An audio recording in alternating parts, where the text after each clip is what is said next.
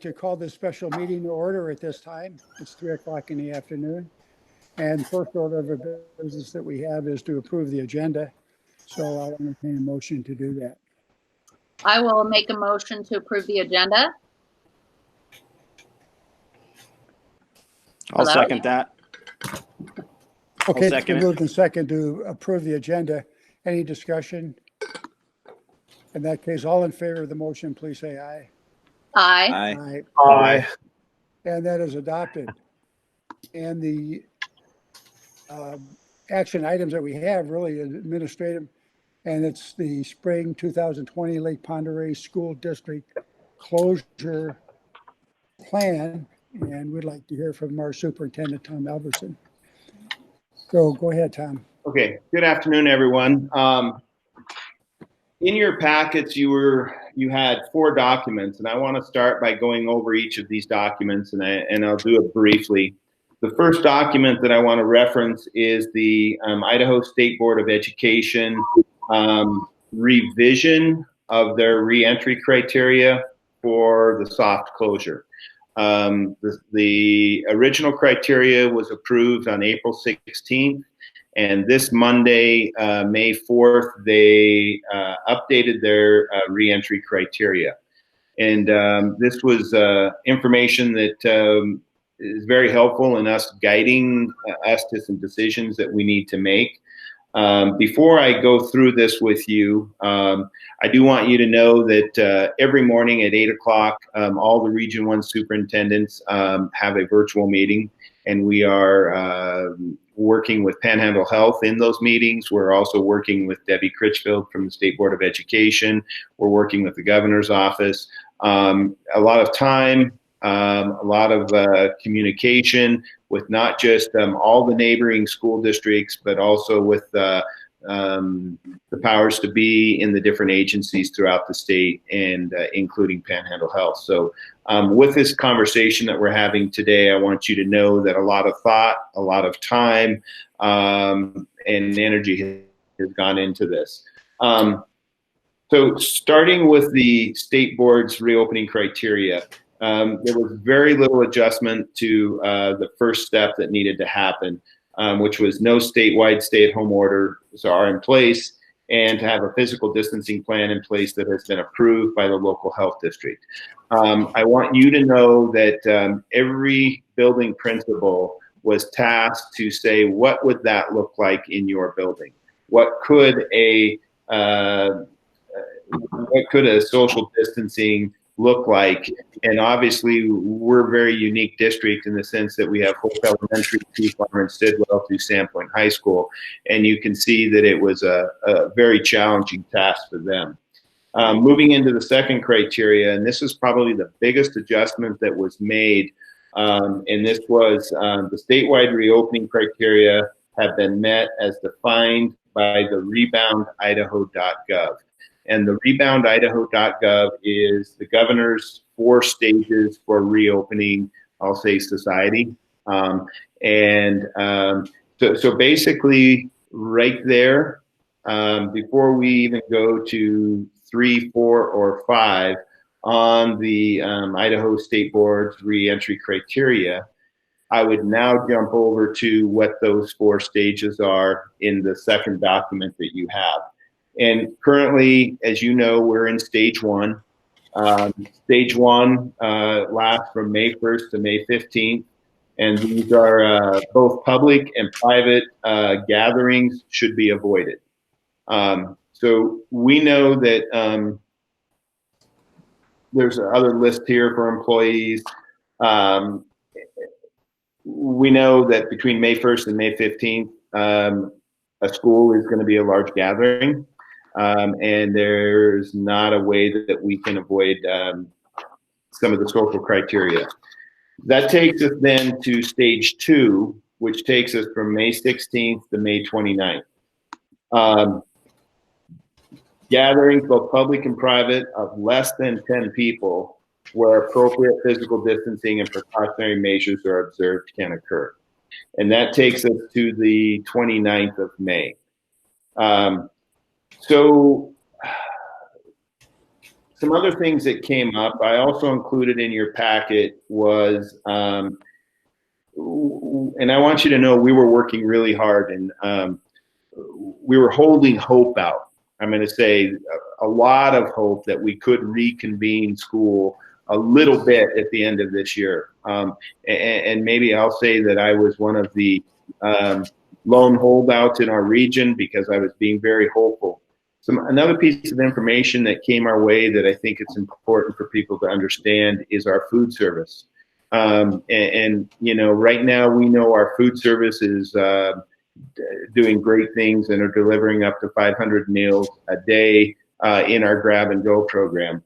But if we were to go back into our kitchens, our food service would follow under the same as every restaurant dining area reopening plan, which again would go to 50% capacity, 10 feet between tables, no more than 6 at a table. And we really looked at that in every one of our cafeterias. And even in our classrooms eating, we've explored everything that we could.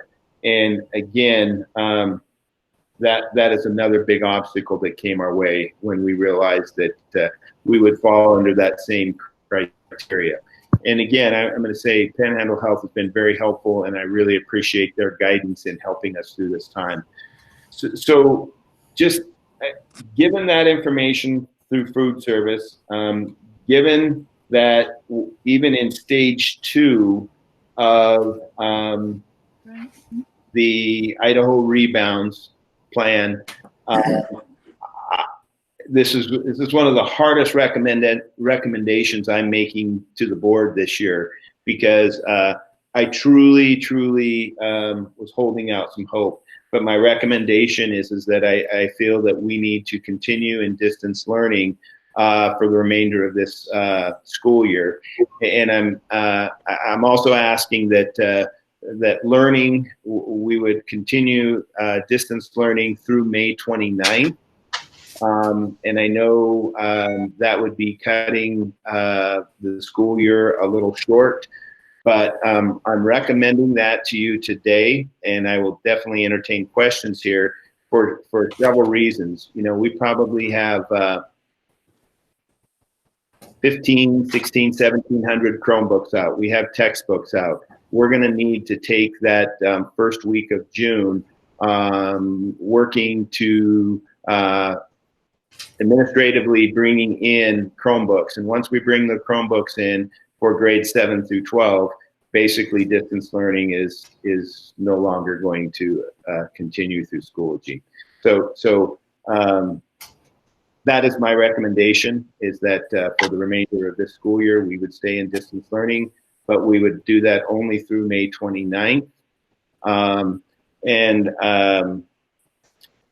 I know our buildings will do an excellent job of communicating out to families, as well as I will, with some information. But so that's kind of what I have today to bring to you. I would definitely entertain any questions you may have.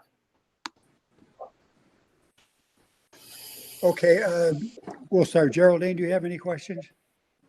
I don't right now.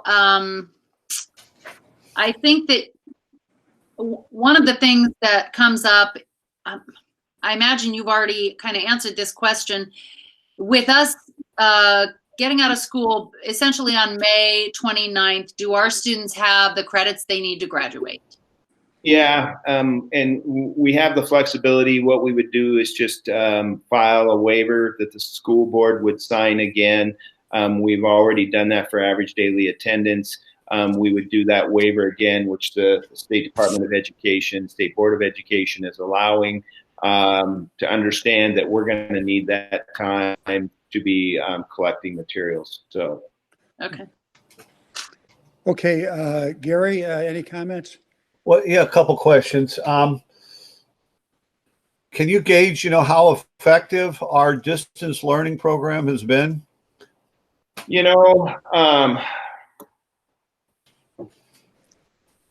I usually get to hear from people who have immediate concerns. Tuesday we had a administrative meeting, and I was came away from that meeting very encouraged and very uplifted from our elementary principals, Gary. They said that the packet pickups that happened on Monday, May 4th, were on par with what they've been all the way through. The parents were very supportive. Everybody understood, and that everybody was making the best of this situation. So to say how effective it is, Gary, there's no substitute, in my opinion, for face-to-face instruction and the importance of that teacher in front of them. So, but we do have, working with Andra, working with our administrators, you know, I guess we will be putting messages out for our parents to not to panic about whether you want to call it the COVID gap in learning and what is going to be missed from this spring.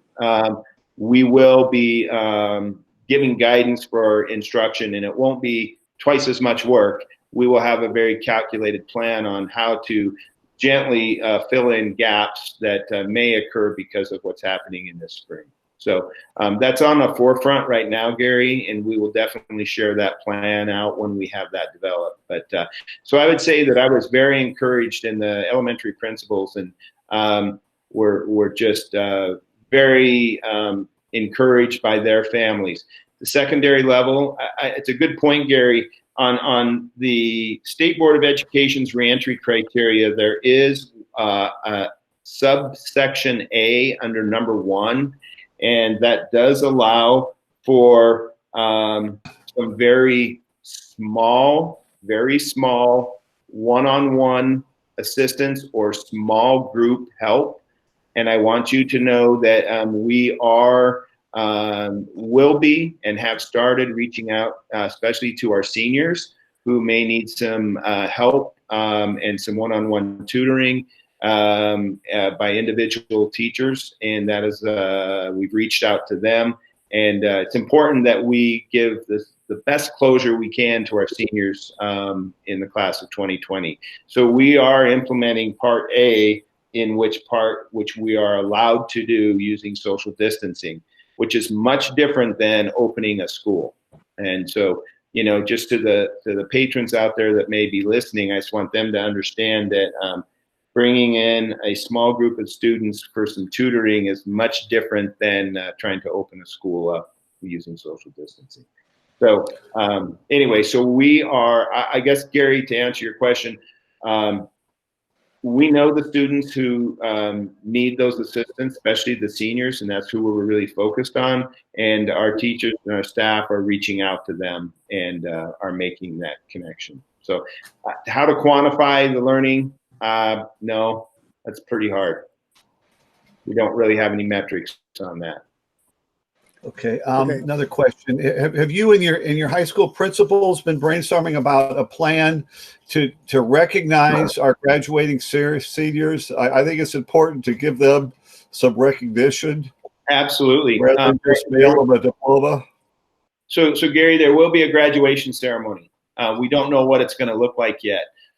We did submit one. Our graduations are scheduled for June's, I believe it's 3rd, 4th, and 5th. During June 3rd, 4th, and 5th, that is still stage 3. And stage 3 says no gatherings of greater than 10 to 50 people.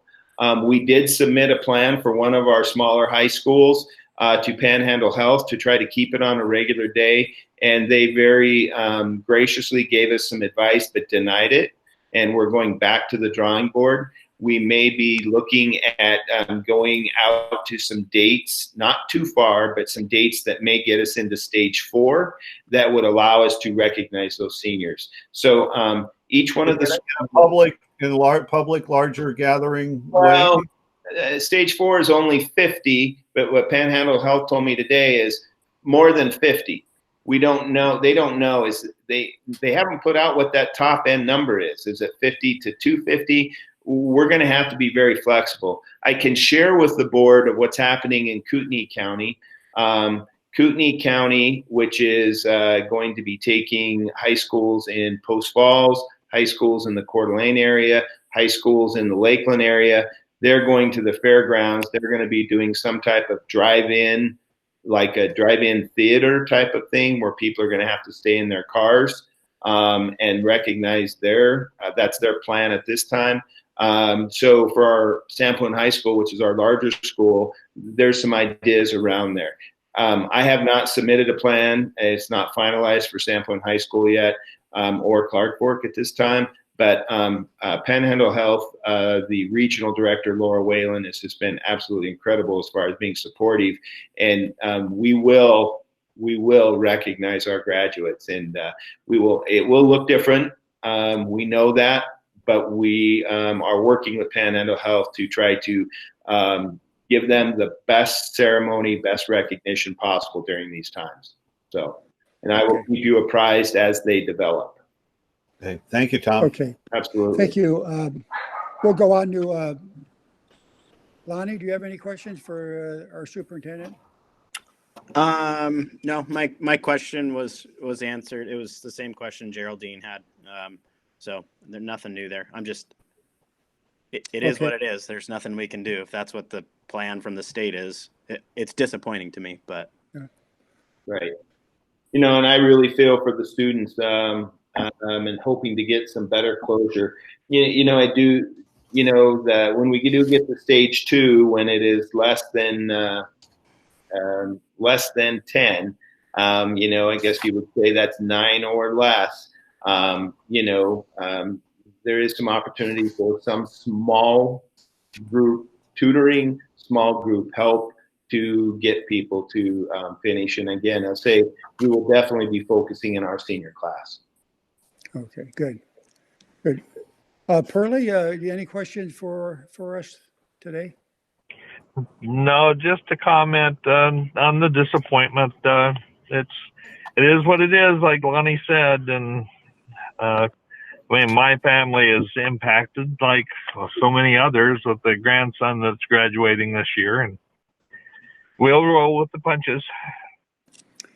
Yeah, I would just, my comments I'd like to add to that. And I know how frustrating it must be for educators and people that are in the business of teaching and educating our children. I mean, that's what they live for. And to be hindered by it like this, I know it must be very frustrating. But I think the plan is good, Tom. I think a lot of thought went into it. I think it's the prudent thing to do. And I certainly support it. So any other comments on the board, or Andrea, do you have any comments you'd like to add? No, not at this time. Thank you. Okay. Well, you know, Carrie, I just think it would be very fitting at this time for me. I personally think to take this opportunity to thank the parents because this has not been, I agree, this has been a very difficult transition for us as a district for educators, but you know, the parents that have stepped up in taking the role in helping educate their children is incredible. And there's a lot of hardship out there, and I want the families to know that we do recognize the sacrifices that have been made, and we do recognize and how hard those families and those parents have worked. And so we're asking for your cooperation on this decision, though I can't remember last time I was this disappointed. I'm going to be honest with you. This is a very tough recommendation. But I want the community to recognize that we did spend a lot of time, and we've looked at this. And so. Okay, thank you. Yeah. If there are no further comments, I think I would recommend a motion. Gary, mute your that we microphone approve the plan as proposed by the Superintendent Albertson for school closures for the rest of this year. So if somebody could make that. I would say distance learning. What did you say? Yes, I would. Distance learning, not closure. not closure, distance learning. So I would be happy to make that motion. I'll make a motion that the Lake Pend Oreille School District will continue distance learning through May 29th. At this point, the instructional school year 2019-20 would end. Second. It's been moved and second that we approve that portion of it as just mentioned in the motion. Any further discussion before we vote on it by anybody? Okay, thank you. All those in favor of the motion, please say aye. Aye. Aye. Aye. And that motion is adopted on a unanimous vote. And I think that takes care of all our business today. Thank you all very much for being here, and thank you, Tom and Kelly and Andrea. And we'll see you again soon. Yeah,